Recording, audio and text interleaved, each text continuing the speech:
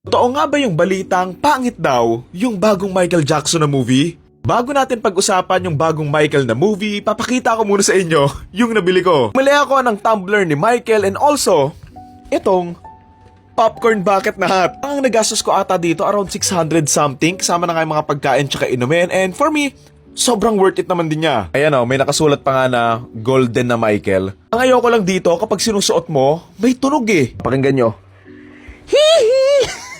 So ayun, pag-usapan na nga natin ang Michael the movie. So, pangit nga ba yung movie? For me, hindi.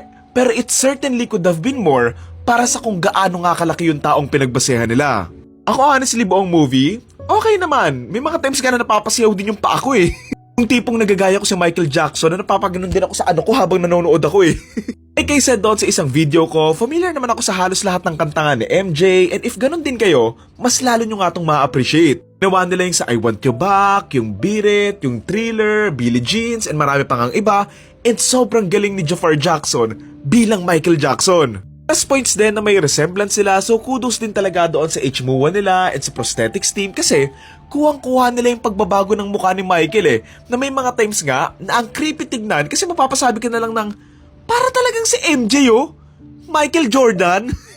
So ngayon, i-discuss ko bakit maraming tao yung hindi nagustuhan yung movie na to, and honestly, gets ko naman din. Don't get me wrong, it's decent and a straightforward biopic nga na literal na nag-jump-jump nga lang sila chronologically sa iba't ibang mga moments sa buhay ni MJ hanggang doon nga sa dulo. Oh, it's easier to watch pero it's kinda lazy in terms of storytelling, and sana mas naging creative lang sila. Appreciate ko rin naman how they focus nga yung conflict nga doon sa mismong film na mostly on Michael Jackson's isolation but also yung galit nga niya doon sa tatay niya, pero I think masyado lang siyang surface level kung paano nga nila in-explore. It's just repetitive, na sinusubukan nga siyang i-control ng tatay niya, tapos unti-unti na nga siyang lumalaban, na yeah, it's a great conflict, pero ramdam mong hindi sila nagko-commit to it eh.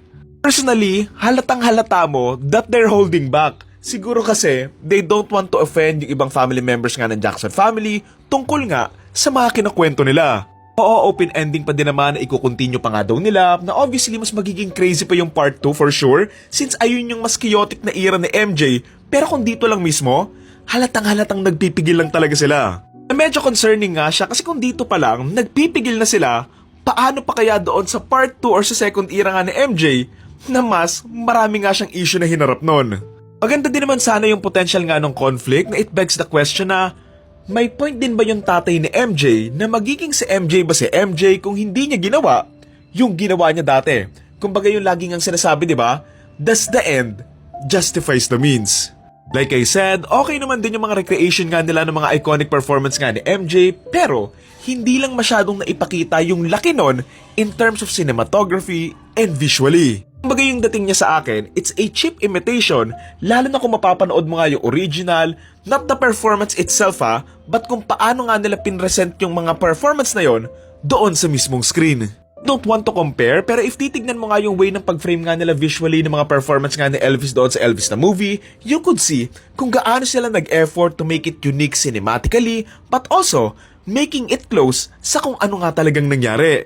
O kasi medyo familiar na ako sa backstory nga ni MJ and everything, yung tungkol nga sa tatay niya ganon, kaya madali na lang siyang sundan for me. Pero sana, the storytelling could have been better kasi parang hindi masyadong na-earn yung growth ni MJ dito sa movie na to. Pagka kasi sa bawat time jump, he's just bigger than before na sana mas naiparamdam pa nga yung success na nararamdaman niya instead na nilalaktawan lang nila tapos successful na nga siya agad. Do understand na mahirap naman talaga gumawa ng biopic, lalong-lalo na nga sa kwento nga ni Michael Jackson, na isa nga sa pinakasikat na singer sa buong mundo. So I do get naman din, kaya siguro, kinuwento na nga lang din talaga nila ng diretso. Though I would say, okay din naman yung ending na doon na nga nila tinapos, which is humiwalay na nga siya doon sa tatay niya.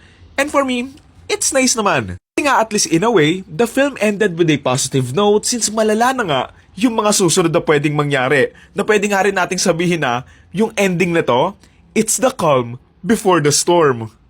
Again, regardless na appreciate ko naman yung movie, hindi ako naboringan, pero at the same time, I wasn't amazed by the film. And, you know, it's a decent biopic na pwede na. Sana lang talaga mas naging creative nga sila visually and storytelling wise kasi pagdating doon sa dulo, medyo shallow lang yung nagawa nilang pelikula. Ayun, regardless, worth it pa rin tong panoorin sa sinehan. And if may budget kayo, panoorin nyo nga to sa IMAX. Ang torta rating ko for Michael ay 6.5 or 7 out of 10.